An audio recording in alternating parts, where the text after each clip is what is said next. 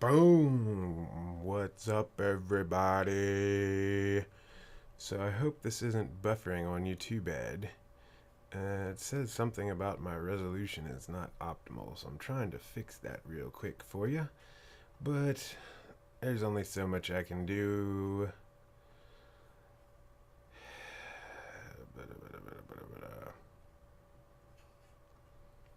To fix that currently. That being said, boop.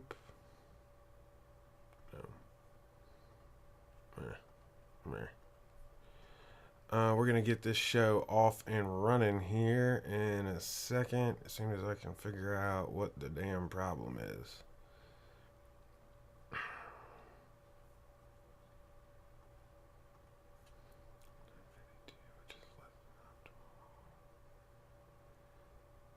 Huh. Well, that's as good as I can get it now that I started the stream. So let's get this cracking. What's up, everybody? It's your boy Chip here at RVA Vapes. Shout out to my Transistor crew. Missed y'all down in Atlanta. I didn't get down there, that's why I missed you. But long story short, we got some cool new stuff from them we want to show you. And all that being said, it's time to start Ask-A-Vaper. So, for those of you that are not aware of how this works, we have this lovely live show, and we do it once a month on the second Tuesday of every month. And we take questions directly from you. So, if you got questions, type them in the little chat box over here.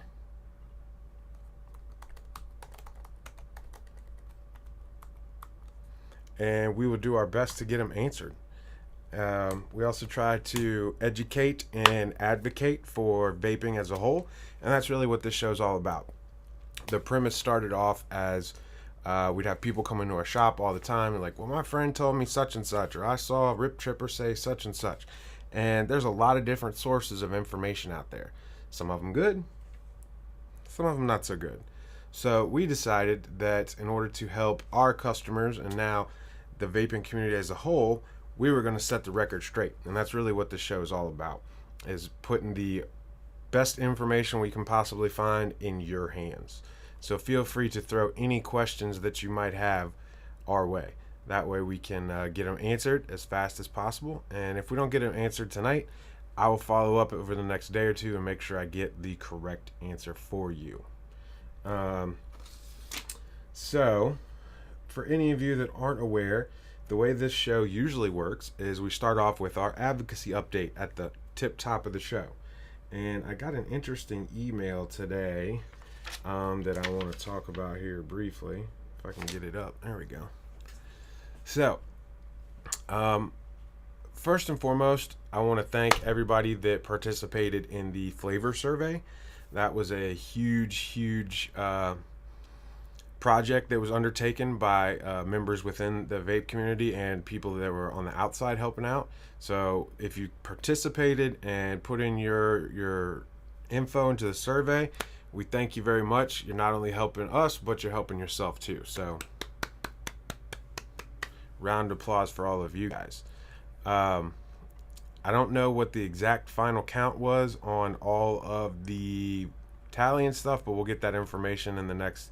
It just ended on Friday or whatever, so it's still being compiled, I'm sure. But it was a big push to try to get some information that we could take to the U.S. government and get them to really know what exactly we use these flavorings for and why they're so important to so many people, and it's not marketing to children. So please keep in mind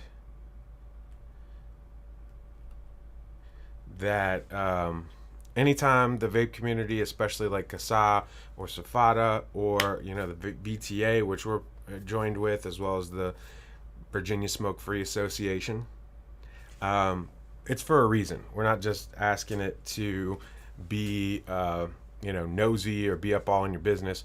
It's for a good reason. And for this, they're trying to compile a massive survey that we can take the information directly to our elected officials with. So That being said,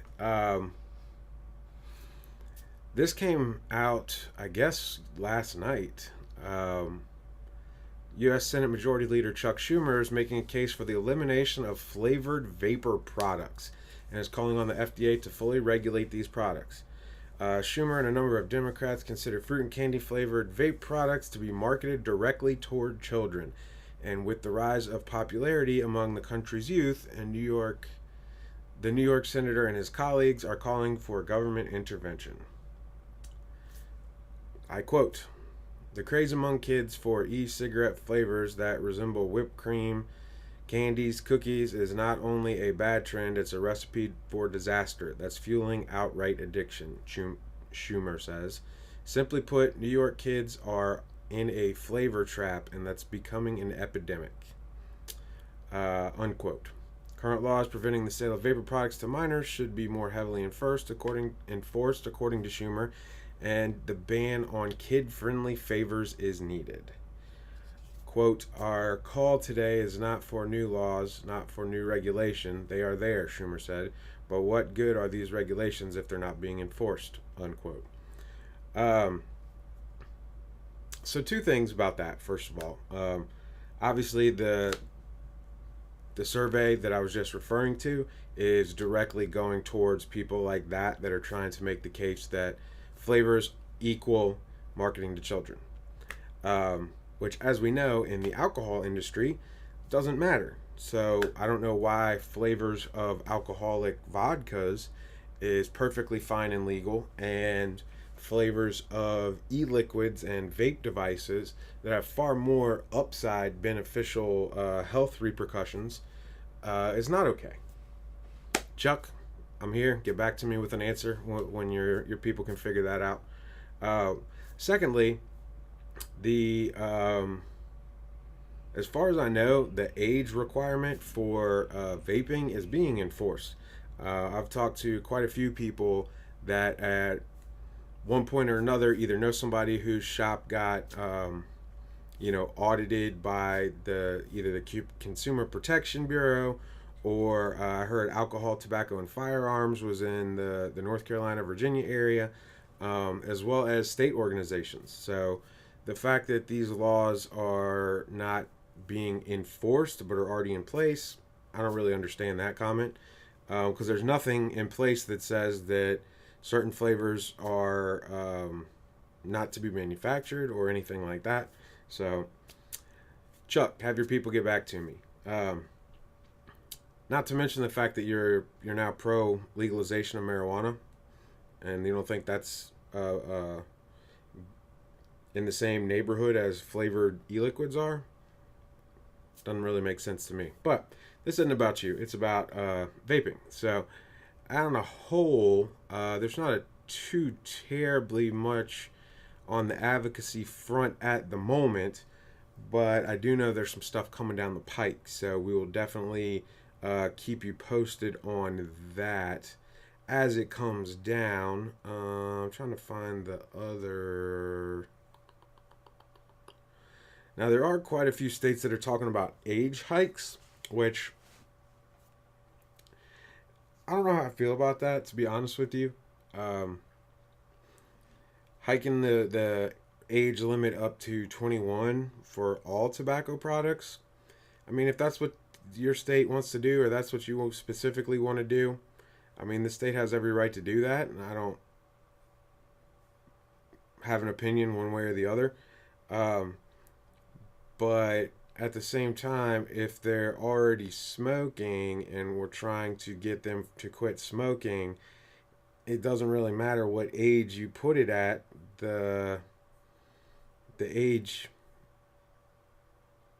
that it is obviously isn't working. So that's a whole nother can of worms, if you will. But as far as the advocacy stuff goes, there's not a ton of new information. We're kind of still gathering, I think, a lot of pieces of the puzzle to be able to present it to the proper officials so that they will have the best possible information to make a decision on. But the The stuff that's happening is a little bit worrisome, I will have to say.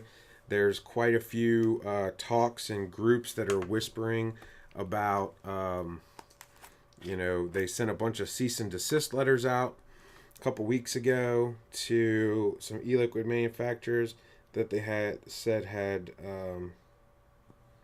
suggestive child marketing packaging, which, we here at RVA Vapes have always been against anybody putting, intellectual property theft or cartoons that are appealing to kids on their labels. We don't really mess with any of that kind of stuff here personally, but I know there is a lot of it out there in the marketplace. So unfortunately, it's one of those things where eventually everybody's going to have to get on the same page if we're going to continue to be a legitimate industry as we've been trying to be for the last 6 years or so.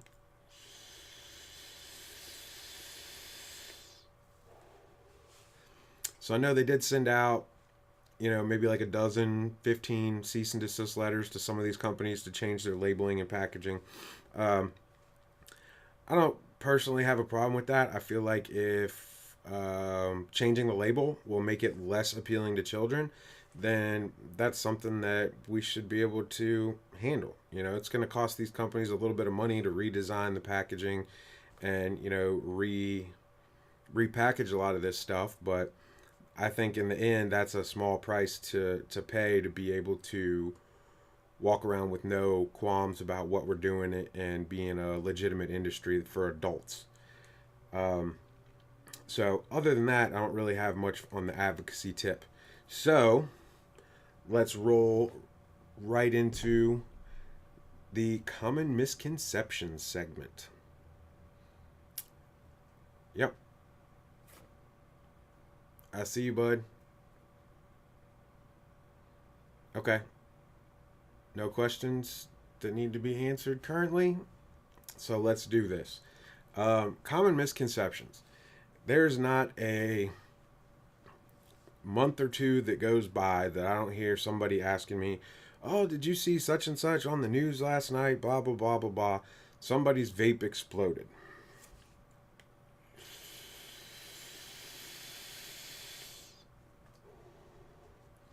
Okay, guys, let me explain something to you. Vapes don't explode. Doesn't happen. Batteries can vent, or the proper term would be incur thermal runaway, which means it gets really hot and expands. And if there's enough pressure built up there, it can expand fairly quickly. Most people, if using a vape properly, as instructed or as it's designed to be used, don't have to worry about this. This is not a thing that happens on a regular basis.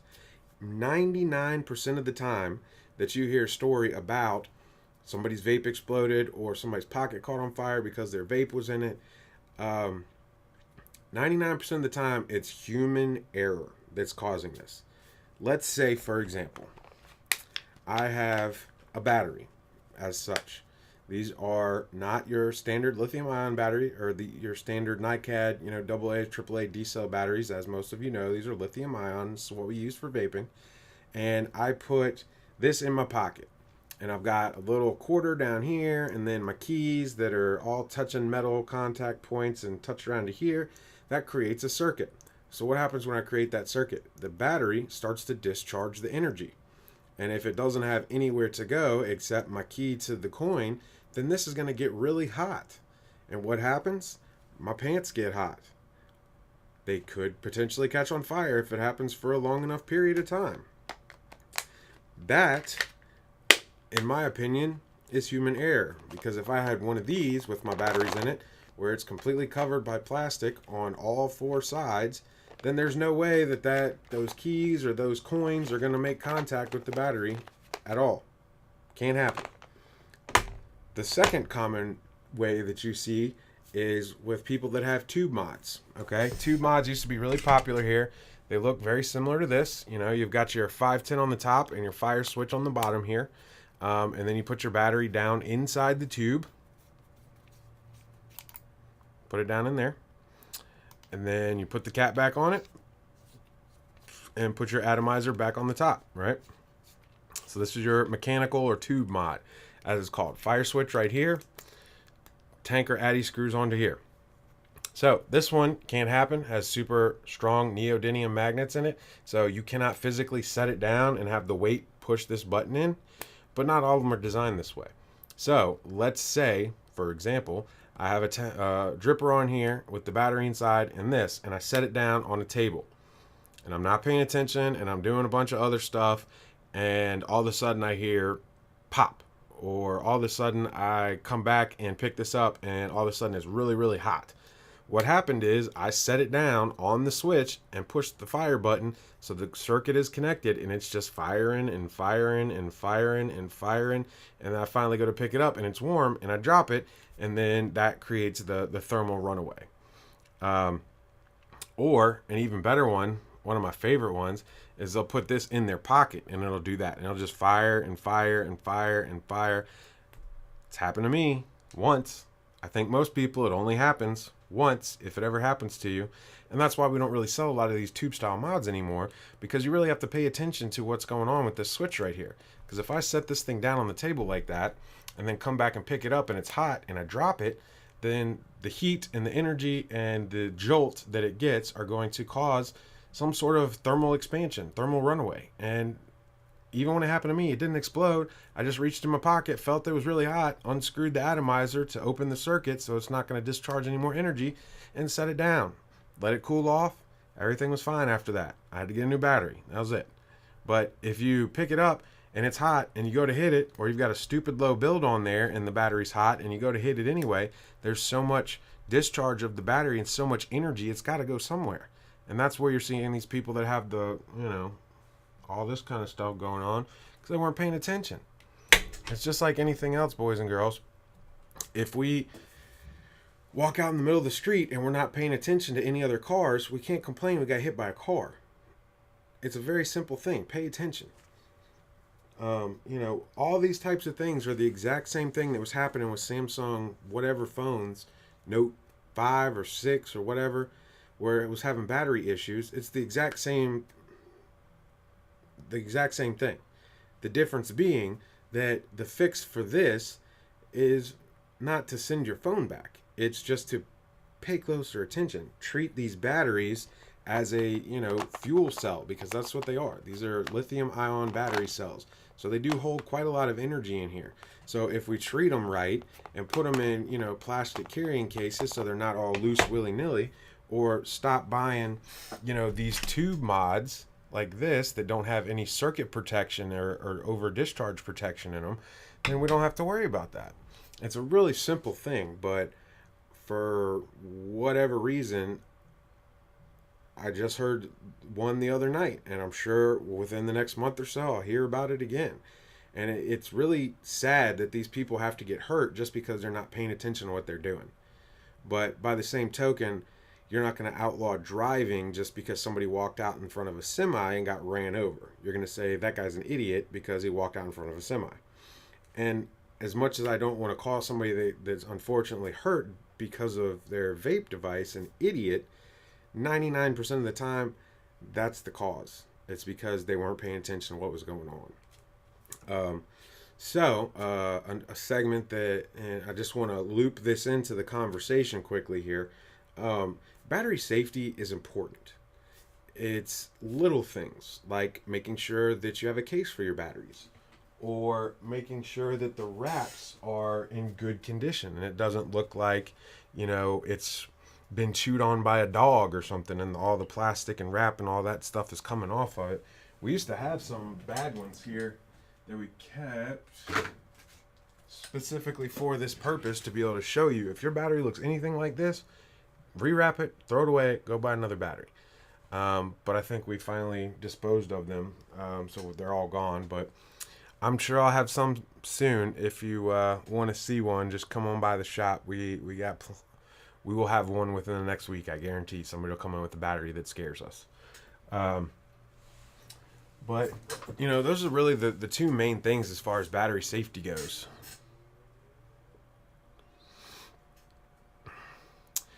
Chris, it's not the best information as far as the reporting gets done on these type of stories, because the people reporting it aren't vapors. So the majority of the ones I've seen are like the videos that they show, like the guy on the bus, the guy a couple months ago in the vape shop in like India or somewhere, or where you can see what they're vaping on, and it's always a tube mod. But with regard to the one that was on the news last night, I don't have that information. I'm If I had to bet, and I'd pretty strongly bet that it was probably a tube mod.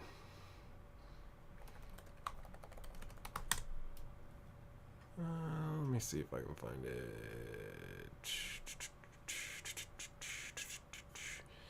You know, it's never the vape that they show in the picture on the cover story. It's always something different. Firefighter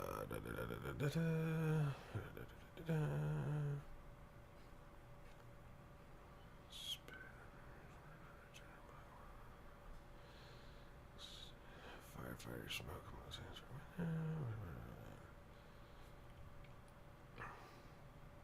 The particular story, I guess, that I was told about was in St. Pete, Florida, which is funny because I used to live down there. And apparently, yeah, see, there are no specifics about what kind of vape pen was being used, about when the accident occurred, but Spectrum 9 reports that St. Pete fire was called to the 300 block of 19th Ave North when the fire was, after the fire was called in on Saturday. Second story window, smoke was coming out, found the body of a 38-year-old Talmajdi. So sorry I butchered your name. Who had multiple injuries to his face caused by an exploding vape pen. My thought is it's not going to be a little pin or, you know, something regulated that's going to happen with, just because the chip would fail before the batteries got to that point if it was a regulated device. And if it was a little e-cig or a cig-alike, or, you know, like the Mark 10 Evolution, Premier, Gusto, whatever the hell the new one's called, or Juul, there's just not enough battery there in order for, you know, major, I can't think of a nice way to say this, but in order for a serious damage to somebody's face and body, there's just not enough energy in a 300 milliamp hour battery. I mean, we're essentially talking about a, you know, hyper performance watch battery at that point, where it's just not enough energy in that cell because it's not big enough to be able to do any substantial amount of damage, I don't feel like. But I'm sure at some point somebody will figure out what kind of vape he was using. I doubt it'll be anytime soon, just because the people that are investigating it don't have the knowledge to know the variations or the difference, and may lack the language, quite honestly, to be able to properly identify what type of device it is. But, you know, I don't want to dwell on that too terribly much. The main focus of this segment is just to, you know, try to refresh everyone's memory about battery safety. Because at the end of the day, all of these problems could be solved and avoided with, you know, simple battery safety practices. Check your wraps, get a battery case, make sure you got a good charger, and keep an eye on the charger when the batteries are on it. Yeah, you know, and a lipo pack is a whole nother can of worms, Chris, simply for the fact that I can't see a lipo pack doing that attached to a vape, because the vape is going to regulate the output. So if anything happened to the lipo pack itself, I don't really think that would necessarily be tied to the board, because I had a couple of DNA 200s that the lipos went bad on them and stuff happened when one of them swelled up a little bit, but that was it. You know, I noticed that it was getting hot. I unplugged everything and let it cool down, and it was good to go. But lipo packs definitely have a lot more energy. And I know there's some guys out there that are making like PWM boxes with them, and obviously you have your DNA 250s and 200 and all those kind of boards.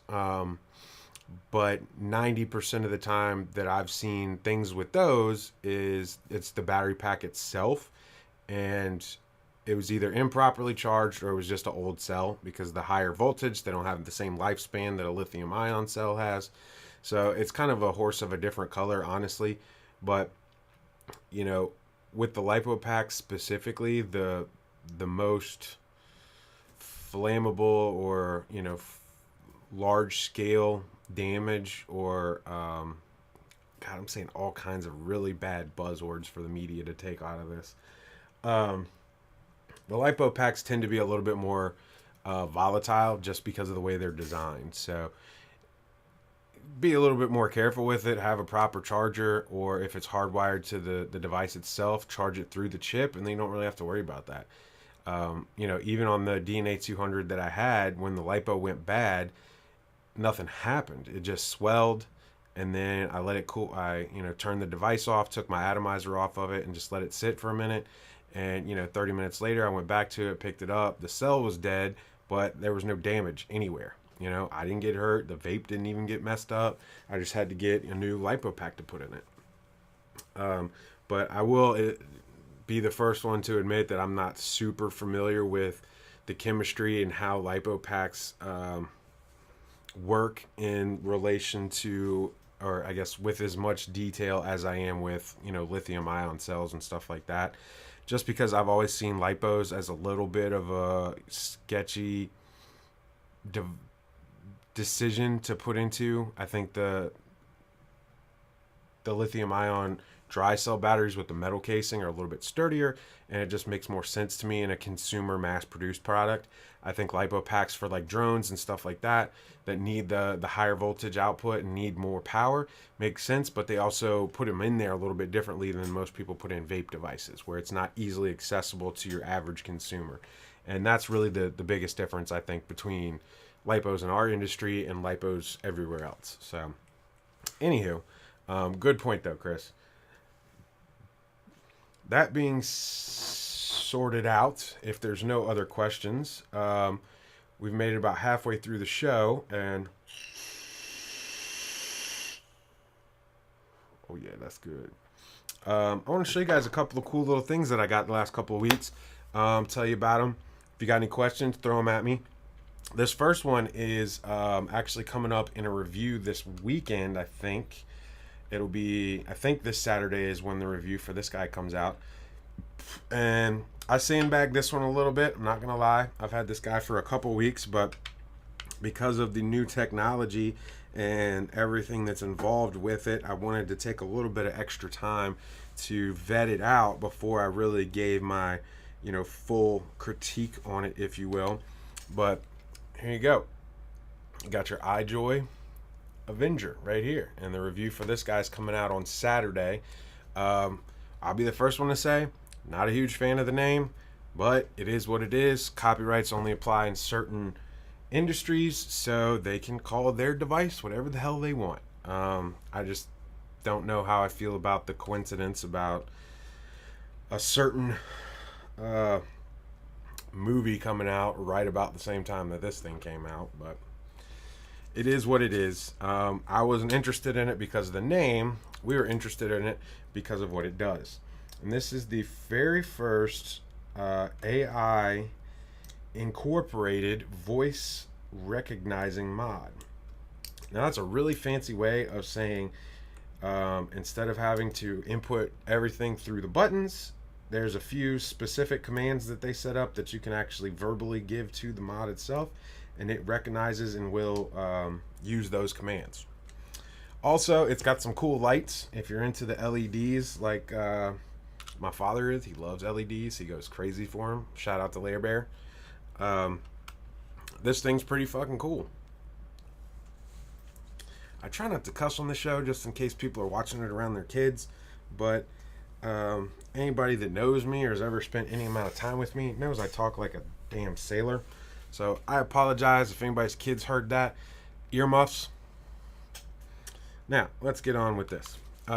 So you've got your LEDs. You can see there, I've got mine set on blue.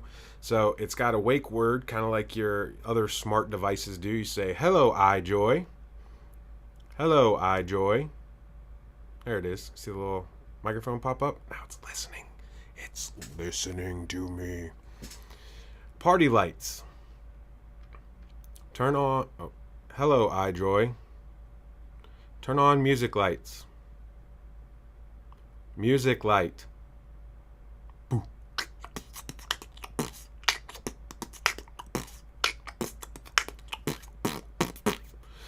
It recognizes sound, so the lights move and fluctuate with the sound that's coming out. So if you're, at the club or driving in your car, the lights will flash different colors, which it's definitely a novelty feature, but it's kind of cool. I'm not gonna lie. I thought it was lame at first, but the more I use it, the more I kind of like it. They also have a couple of other modes that are like romantic and like certain. I had it set on blue earlier. I'm obviously a little partial to blue, so you can make it just one color. Or you could go, hello, iJoy. Lights off.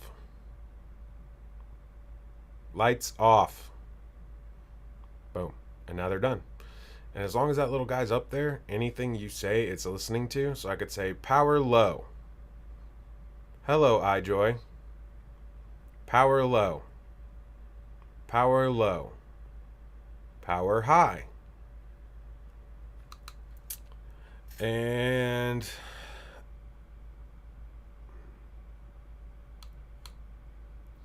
that's really the coolest two things you can do with it. The technology is awesome, but it's not quite at the point where it's going to be widespread use. I love that they're doing it, and I love that they're going for it, and that they're trying to put new tech into this thing. I love the way it's built. I mean, you'll see in the review, I really like this mod.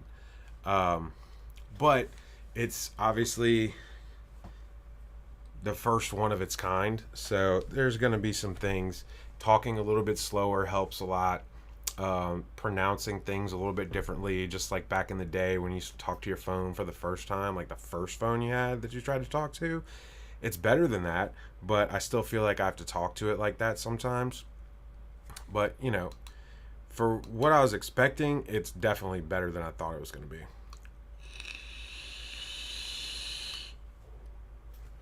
And, the tech itself is great. I think they just need to open it up to more practical commands. Most people don't care if the lights are on or off.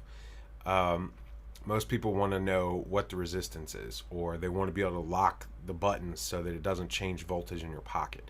You can turn it off with voice command, which is a cool thing. And most of the stuff that you can do with the voice command is regarded to the lights and what I would call accessory features, not like practical things where I could say, set wattage to 70, or, lock resistance, change to stainless steel mode. That kind of stuff, it's not in there. But I feel like with the technology that's in this thing, that could be added through firmware. Obviously, I don't write code. I'm not like a computer guy per se. I mean, I know my way around a computer, but when it comes to that development side of it, I'm clueless. So maybe what I'm saying is completely out of the realm of possibility, but I feel like if they've got the hardware in here, it's just a matter of figuring out the proper way to put the language into the hardware to make it do what it's supposed to do. So I see a lot of potential in this, basically, is what I'm trying to say. But for the stage it's at right now, I feel like it's a little bit more of a novelty, if you will.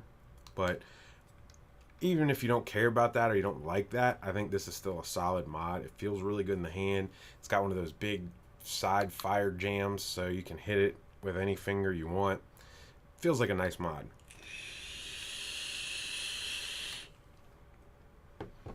What's that you say? What am I vaping on?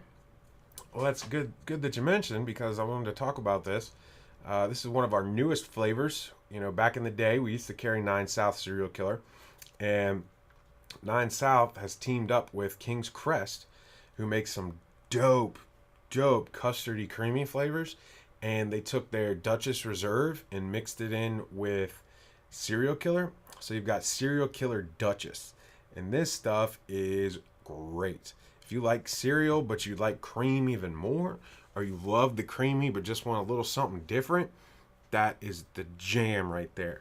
9 South King's Crest Collabo Serial Killer Duchess, now in store at RVA Vapes big old 100 ml bottles, so you can get all that you want and relatively good price.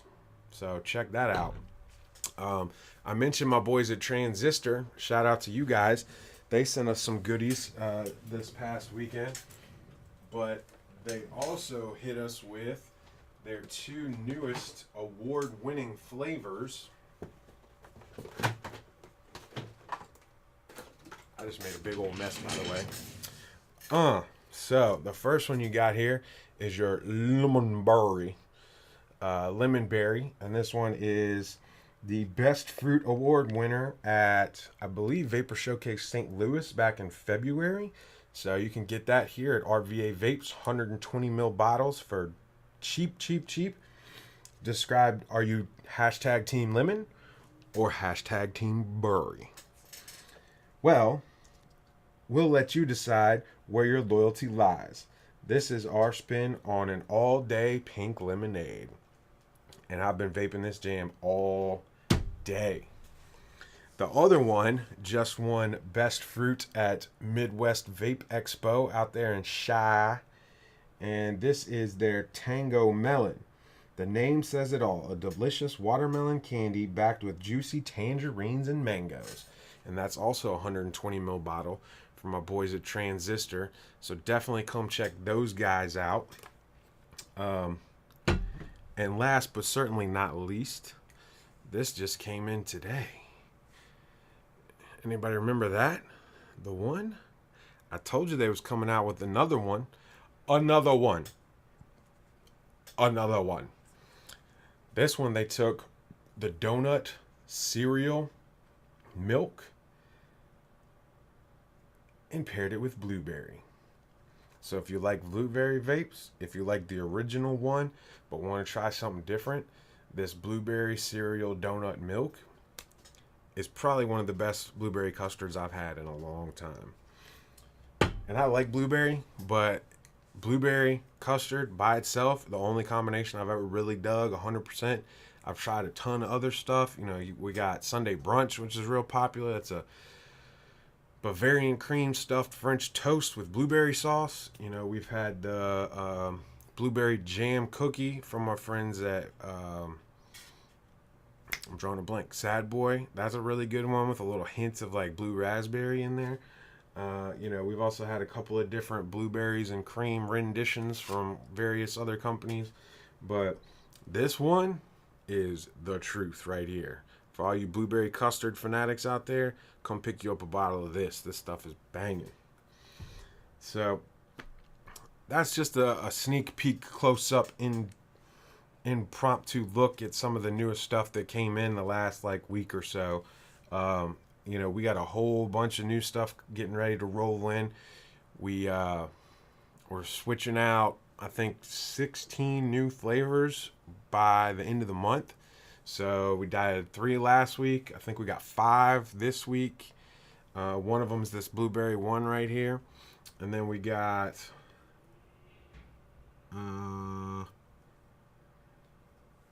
at least 3 more coming already for next week. So if you're looking for something new, swing on by. Check out the website, shop.rvavapes.com.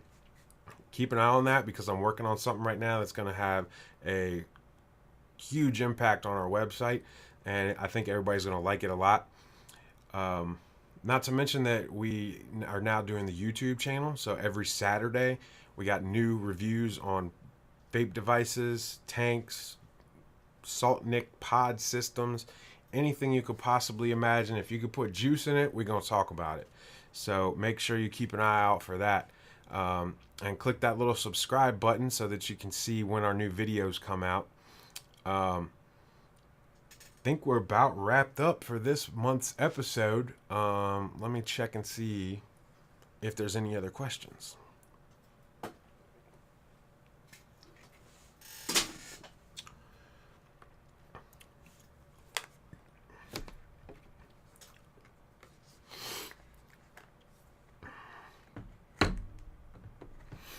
Oh, you know what? I did forget about one thing.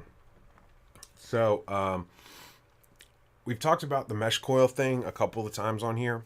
And the fact that I'm a firm believer in the mesh coil becoming the next big thing in vaping, there's a caveat to that. And the caveat is I finally got my hands on the stainless steel Fireluke mesh coils. For people that have been asking about them and wondering what's up with them, they finally came in like a week ago, I want to say. And to be honest with you, I don't really taste a whole lot of difference between the stainless steel and the Kanthal. I'm still on the first coil, so it's not 100%, firm, no difference, but I'd say I'm right about 50-50 right now. I'm going to try a couple of different flavors to see if it's just the fruity stuff that's not really popping like I was expecting it to, or if it's pretty much the same all around, what the overall life per coil is and all that good stuff. But I did want to mention we finally got those stainless steel Fireluke mesh coils in. So if you want to try them, come on down. We got a bunch of them. The other thing is I'm starting to see these, what do they call them? Strip coils, I believe. So Smoke Tech came out with what they're calling a strip coil for their TFV8 prints, or TFV12 prints, my bad, and the Baby Prince / Baby Beast platforms. And I'm kind of interested in them. We got our hands on them last week, so we've got a couple of boxes for the Baby Beast, I think, right now. And then there should be some coming for the Big Baby as well, or the DFV12 Prince as well. But I'm going to try to explain this to you the best I can. If you just Google Smoke Tech strip coil, you can get a much better picture of it. But essentially, let's look at it like this. So your standard mesh coil, right? The edge of this is where the surface area is, right? So this whole square would be empty, and then you'd have wire, wire, wire, wire around the four corners, right? So that's your, if you pretend like this is a hole, the sticky note is a hole, and the wire is around the edges, that's what you would describe as a single, mesh coil square. Now, these net, or, Joytech's got some called net coils that look to be pretty much the same thing, but I think Smoke Tech had the strip coil first, at least they're in the market. So those are the only ones I've been able to put my hands on and look at. But let's say this is how the outside of this sticky note is where your one square in a mesh would be. Now, the net coil, or the strip coil, would be if you took that same idea, and instead of using pre-made mesh, they take flat strips and just perforate them with round holes like this. So picture the circle being empty, and the box where the sticky note is actually what the material itself. Instead of just the edge, you've got all four of these corners plus the edges. To me, that looks like more surface area. I've yet to be able to try them in depth. I just popped one in like a night or two ago, and I've been super busy, so I haven't had time to really sit down and, vape it and get my full opinion on it. But that's the gist of it. You've got, instead of pre-made mesh with square holes in it, you've got a strip or a piece of, your resistance wire, be it Kanthal or stainless steel, whatever they're using, that they've perforated with a bunch of little holes to give it the same general idea as mesh, but with theoretically more surface area. So stay tuned on that. I will hopefully have an update about that in the next week or so. That being said, are there any questions from the guys at home?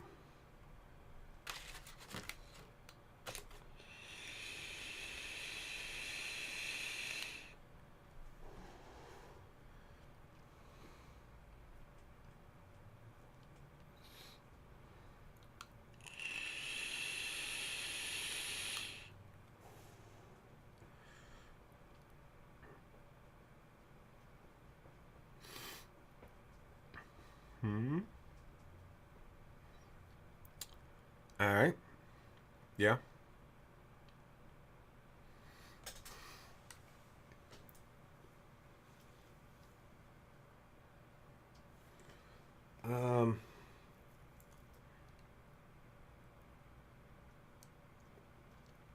So I guess the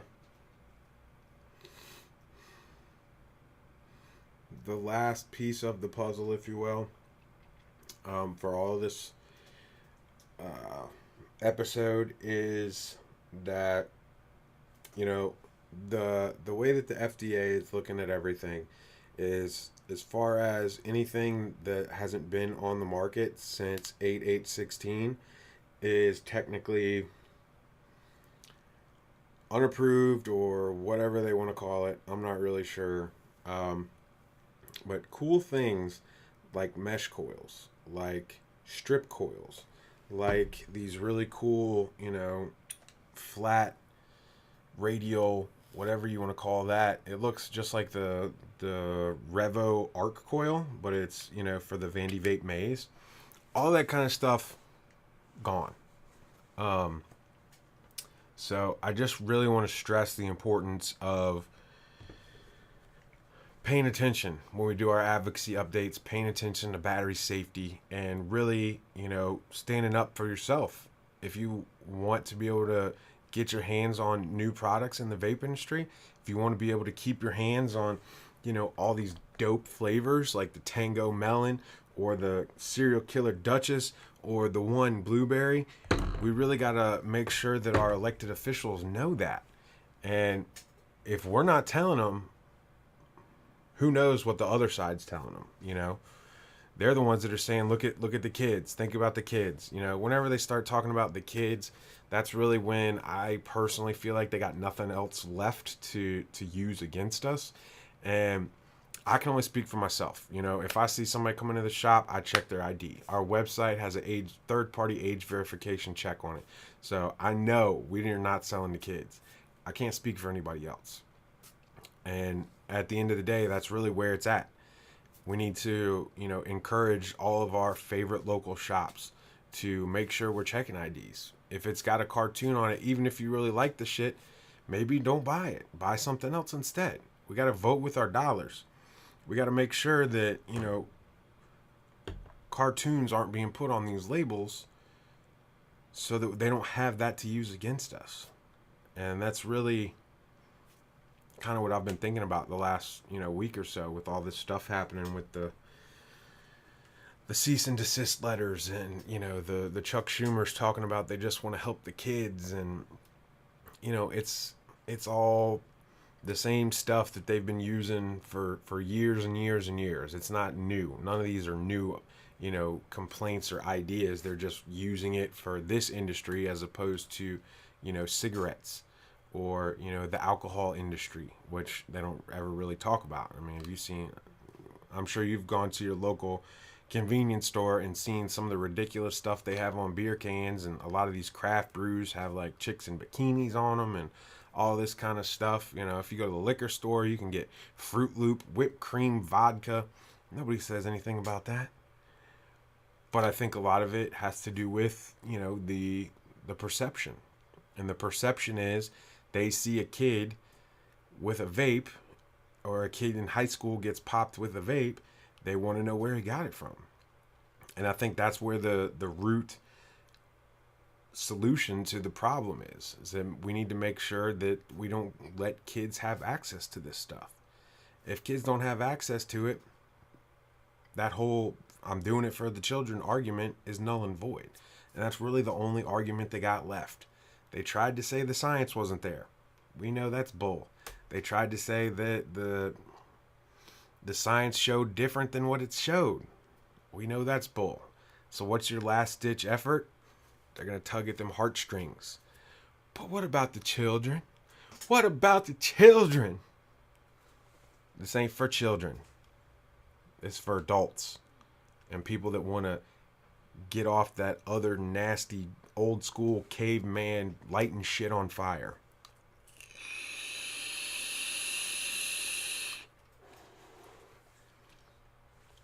And that's really what it's all about to me. So,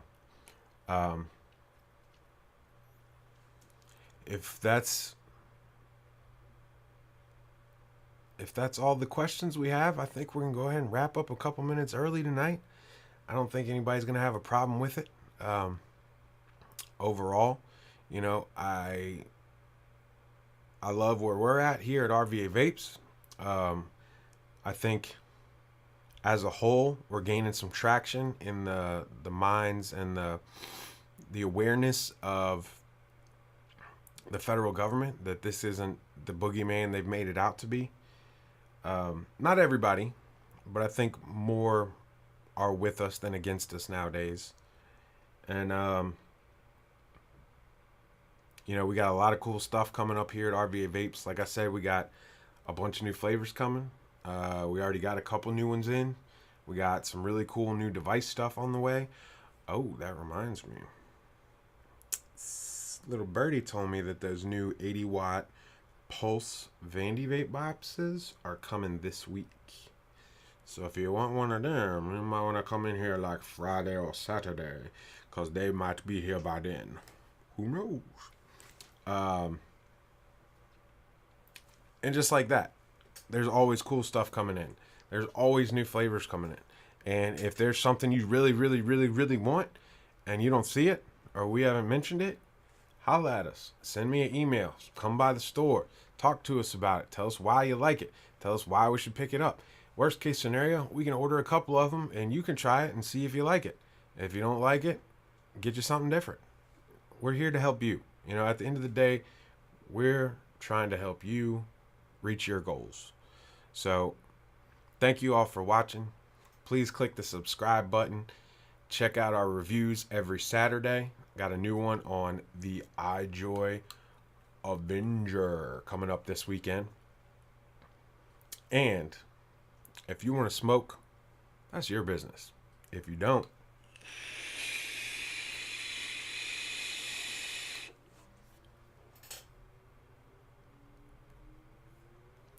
you know what to do.